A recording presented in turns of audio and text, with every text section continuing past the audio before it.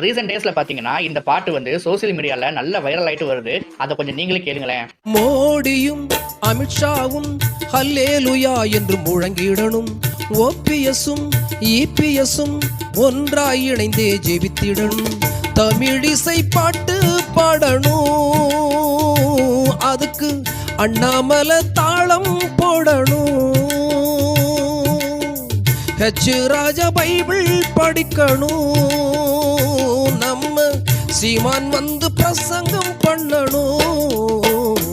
இந்த பாட்டை கேட்கும்போது ஒரு பக்கம் நல்லா இருந்தாலும் ஒரு பக்கம் இதெல்லாம் சாத்தியமாகுமா அப்படிங்கிற ஒரு கேள்விதான் வருது. ஏன்னா உங்களுக்கே தெரியும் இதெல்லாம் எப்படி நடக்கும்னு. மொத்த பாட்டுல மொத்த பிஜேபியையும் இவர் கிறிஸ்டியன்ஸா மாத்திட்டாரு.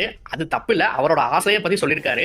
ஆனா இருந்தாலும் எதுக்காக இப்ப இந்த வீடியோனா இது வந்து ஒரு கருத்து கேட்பு வீடியோ தான். சோ இதை பார்த்துட்டு இருக்கிற பிஜேபி சப்போர்ட்டர்ஸோ இல்ல நம்ம கிறிஸ்டியன்ஸ் நண்பர்களோ உங்களோட கருத்துக்களை கண்ணியமான முறையில மட்டும் கமெண்ட் செக்ஷன்ல கமெண்ட் பண்ணுங்க. தேவையில்லாத பதிவுகள் எல்லாம் போட வேணாம். ஆனா கடைசியா ஒண்ணு மட்டும் சொல்லிக்கிறேன், இந்த பாட்டு நல்ல வைபா இருக்கு. மோடியும் அமித்ஷாவும்